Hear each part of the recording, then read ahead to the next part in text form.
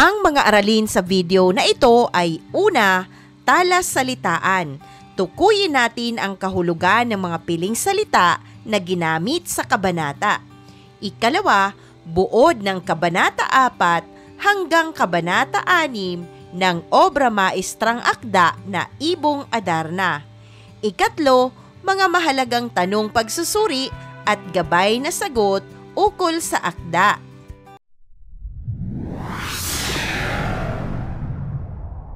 Dumako na tayo sa unang bahagi. Tukuyin natin sa talasalitaan ang kahulugan ng mga piling salita. Una, inatasan, itinalaga, inutusan, hinabilin. Ikalawa, bitbit, daladala. Ikatlo, namangha, bumilib, nagulat, nagtaka, humanga. Ikaapat, lumulubha, lumalala. Ikalima, lamyos, malambing, malumanay. Ikaanim, atubili, pag-aalinlangan, nagdadalawang isip. Ikapito, bendisyon, basbas, pahintulot. Ikawalo, usal, sambit, sabi. Ikasyam, leproso, taong may sakit sa balat. Ikasampo, hangarin, nais, gusto. Ikalabing-1, diwa, isip. Ikalabing-2, ermitanyo, taong nabubuhay mag-isa. Ikalabing-3, limos, inabot na pera o pagkain, pagbibigay tulong. Ikalabing-4, pakay, sadya, intensyon. Ikalabing-5, dampa, bahay kubo. Ikalabing-6, engkantado, kakaibang nilalang. Ikalabing-7, dayap, uri ng citrus, kahawig ng kalamansi. Ikalabing-8, masisilayan, makikita. Ikalabing-9, panggapos, pantali. Ikadalawampu, lunas, gamot, solusyon. Kabanata 4, ang kabiguan ni Don Diego. Dahil hindi na bumalik ang panganay na si Don Pedro, inutusan ng kaharian ang pangalawang anak na si Don Diego upang hulihin ang Ibong Adarna. Inabot ng 5 buwan ang paglalakbay ni Don Diego. Dahil sa layo at hirap ng paglalakbay, namatay ang kanyang sinasakyang kabayo. Bagamat wala na ang kanyang kabayo, nagpatuloy sa paglalakbay si Don Diego, dala ang kanyang baon. Di nagtagal, narating ni Don Diego ang Piedras Platas. Namangha siya sa ganda ng makinang na puno. Ngunit agad niyang napuna na wala isa mang ibon ang dumadapo dito. May isang batong naroon sa lilim ng puno, kaya't naisipan ni Don Diego na magpahinga dito habang hinihintay ang pagdating ng Ibong Adarna. Di nagtagal, dumating ang ibon. Narinig niyang umawit ito hanggang maka-7 beses. Nakita rin ni Don Diego ang pagpapalit ng kulay ng mga balahibo nito. Dahil sa ganda at lambing ng tinig ng pag-awit ng mahiwagang ibon, si Don Diego ay inantok at nakaidlip. Sa kasamaang palad, napatakan din si Don Diego ng dumi ng mahiwagang ibon, kung kaya't natulad siya sa sinapit ni Don Pedro. 2 bato na ang masisilayan sa lilim ng puno. Dahil sa kakayahan ng mahiwagang ibon, si Don Diego ay katulad din ni Don Pedro na naging bato. Kabanata 5, ang paglalakbay ni Don Juan. Makalipas ang 3 mahabang taon, ang magkapatid na sina Don Pedro at Don Diego ay hindi pa rin bumabalik sa kaharian. Samantala, Sa loob ng palasyo, lalong lumubha ang sakit ng hari. Nag-aalangang utusan ni Don Fernando ang bunsong anak na si Don Juan upang hanapin ang mga kapatid at hulihin ang mahiwagang ibon. Ngunit mabuti ang puso ni Don Juan. Humingi siya ng basbas sa ama upang payagan siyang umalis. Nais niyang hanapin ang mga kapatid na hindi pa bumabalik at hulihin na rin ang natatanging gamot sa karamdaman ng kanyang ama. Mas pinili ni Don Juan na maglakad kaya hindi siya gumamit ng kabayo sa kanyang paglalakbay. Sa paniniwala ni Don Juan, kusang dumarating ang biyaya kung ikaw ay taong may mabuting hangarin sa kapwa.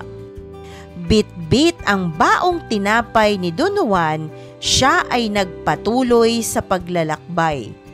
Tuwing makaisang buwan lamang siya kumakain. Sa kanyang paglalakbay, si Don Juan ay panay ang sambit ng panalangin na makayanan niya ang hirap. Tumigas na ang mga natitirang tinapay na kanyang baon buhat sa 4 na buwang paglalakbay. Narating niya kalaunan ang kapatagan ng bundok Tabor. Nakilala niya sa kapatagang yaon ang matandang lalaking leproso. Kabanata 6. Ang leprosong ermitanyo. Nang manghingi ng limos ang matandang leproso, binigay ni Don Juan ang natitirang tinapay buhat sa kanyang baon. Napag-alaman ng matanda na siya ay tutungo sa bundok Tabor upang hulihin ang mahiwagang ibon, kaya nagbilin ito sa kanya. Binili na ng matandang leproso si Don Juan na huwag itong magpapasilaw sa kinang ng puno. Sa halip, dumako sa dampa na makikita kung saan nakatira ang isa pang ermitanyo na makakatulong upang makita at mahuli ang makagagamot sa may sakit na hari. Pagdating ni Don Juan sa Piedras Platas, namangha siya sa kanyang nakita, dahilan upang muntika na siyang makalimot sa habili ng leprosong ermitanyo. Nanumbalik lamang ang kanyang kamalayan nang makita niya ang sinabing dampa ng matandang leproso. Dagling tumungo si Don Juan sa dampa at nakita niya roon ang tinapay na ibinigay niya sa leprosong matanda. Inilahad ng ermitanyo kay Don Juan na nagpapakita lamang ang mahiwagang ibon tuwing gabi. Nalaman niya rin na ito ay may taglay na kakayahan. Umaawit ito ng 7 beses at ganun ding ulit nagpapalit ng kulay ang balahibo. Mahigpit na ibinili ng ermitanyo kay Don Juan na kapag umawit ang ibong Adarna, kinakailangan niyang hiwain ang kanyang palad at patakan ng dayap upang malabanan niya ang labis na antok.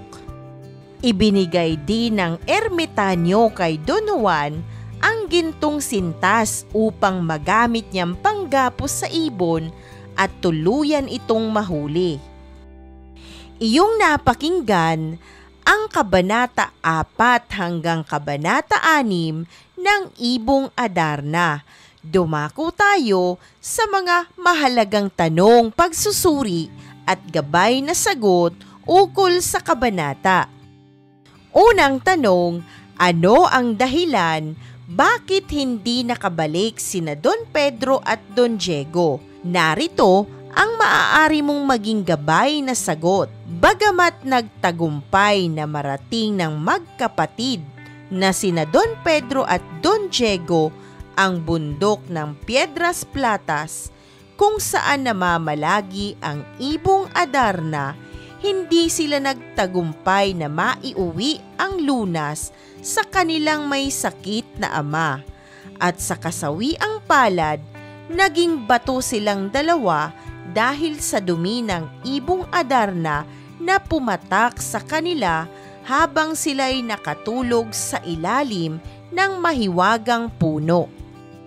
Kung inyong babalikan ang mga pangyayari, parehong walang paghahanda at kaalaman ang dalawa kung paano hulihin ang ibong Adarna, dahilan upang wala silang alam na kapag napatakan ng dumi ng ibon ang kanilang katawan, sila ay magiging bato.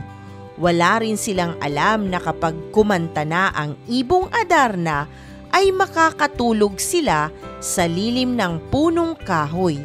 Ang pangyayaring ito'y tila nagsasabi na sa totoong buhay, kinakailangan nating paghandaan ang mga bagay na nais nating marating upang wala kang pagsisihan sa bandang huli. Ikalawang tanong, ano ang nais na ipahiwatig na aral sa tunay na buhay ng mga pangyayari? Ang maaari mong maging gabay na sagot ay narito. Sa bahaging ito, tila inilalahad na anumang gawain na walang paghahanda at hinaluan ng hangaring masama, tiyak na ito ay patungo sa pagkabigo. Sa unang tingin, inakala nating ang naunang dalawang prinsipe ay nagnanais lamang na gumaling ang kanilang ama, kaya walang pasubaling sinunod ang utos na hulihin ang ibong Adarna. Gumamit pa sila ng kabayo upang mas maging mabilis na tila sinasabing anumang bagay na minamadali ay walang katiyakan kung tagumpay ang kahihinatnan. Katulad ng nangyari sa magkapatid na sina Don Pedro at Don Diego. Isang mahalagang aralin muli ang iyong napanood. Maraming salamat sa panonood sa channel na Aralin sa Filipino. Huwag mag-atubiling mag-comment ng inyong tanong, suggestions o paglilinaw ukol sa aralin.